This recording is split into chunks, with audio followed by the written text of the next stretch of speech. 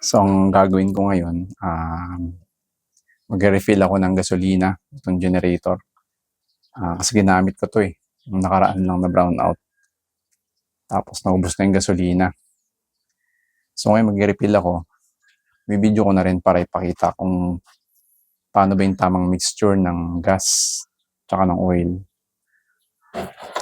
So, ito bumila ako ng unleaded na gasolina na 4 liters. So, meron ako ditong gasoline gallon. Ito. Mas safe to. Kasi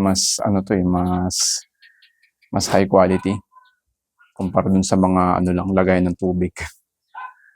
May nakikita kasi ako nun, bumibili ng gasolina gamit yung lagay ng tubig. Delikado yun kasi nag-expand pag nilagyan mo ng gasolina. Minsan naman nayuyupi. So ito talaga yung pinaka-safe na paglagyan ng gasolina.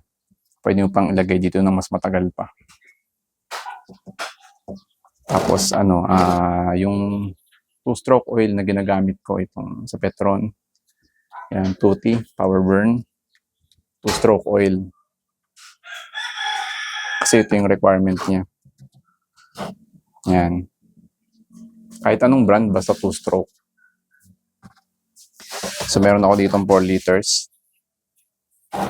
na unleaded gasoline. Ito naman, kahit anong gasolina, basta unleaded. No? Yan, buksan natin. Medyo matigas. Yan.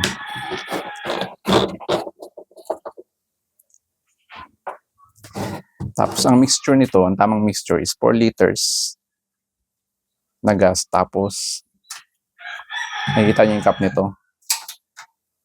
Yan. Isang puno nito. So, 4 liters na gasolina, tapos isang puno ng oil. Isang puno niyan.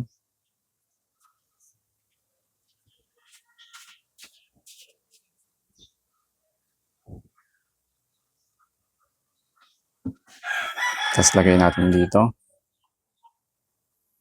Teka lang. So, yung meron tayong ditong funnel. Yan. Puno niyan. Sali natin dito.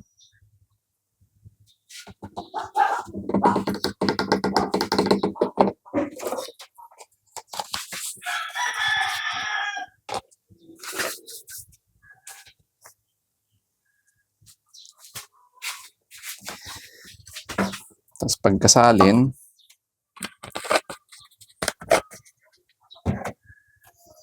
tapan natin.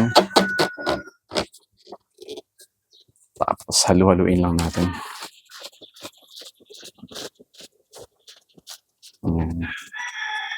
Mas maganda dito tayo mag-mix. Yung iba kasi dito nag-mix may nakikita ako dyan sa labas. Dito nila hinahalo. Lagay gasolina dyan tsaka oil. Tapos aalog-alogin tong generator. Mas maganda dito. Para mahalo mo ng mabuti.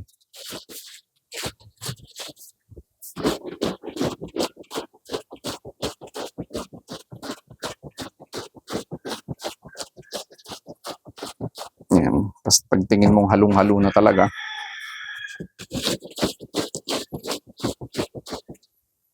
yan.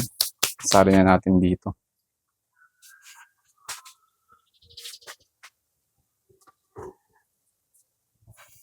Yung ibang ganito kasi may nguso. Itong sa akin, nasira yung nguso eh.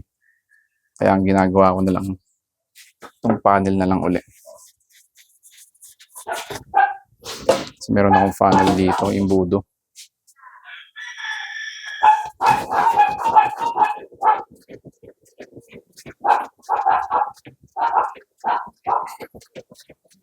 Yan. Tapos, isasali natin dito.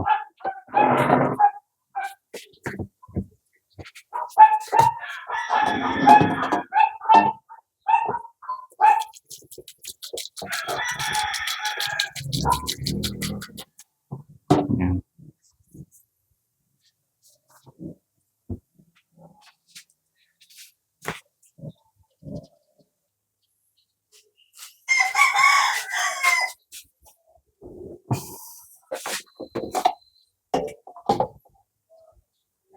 Yan. Pag puno na,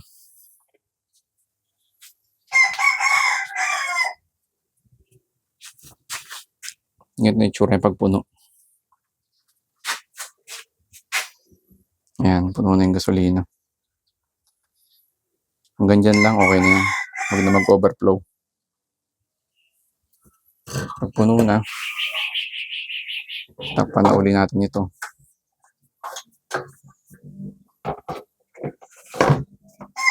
Punasan lang natin yung mga tapon-tapon yun.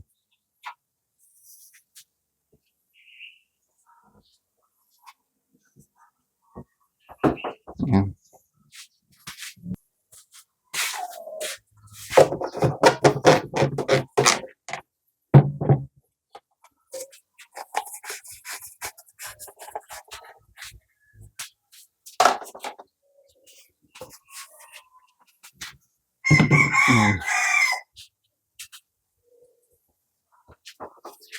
Tapos, yun na yun. Puno na siya. Yan, ready na uli siya for next use. Try natin paanda rin.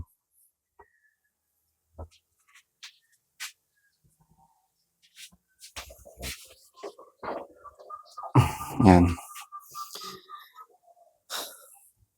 So, engine on. Fuel on. May fuel on siya dyan.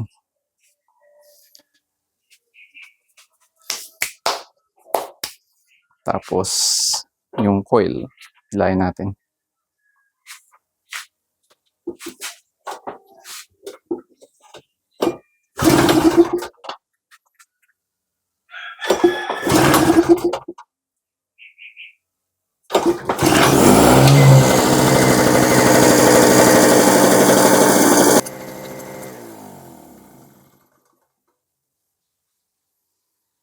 So, yun. Okay na.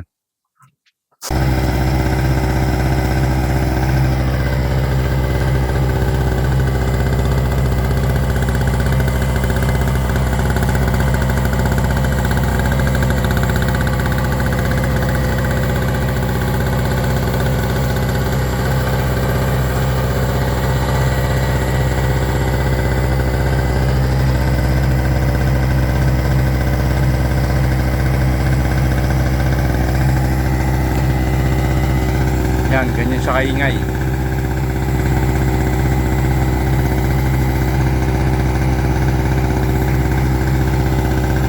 Parang siya yung tumatakbong bangka. Ganyan yung tunog niya. O kaya yung tumatakbong motorsiklo.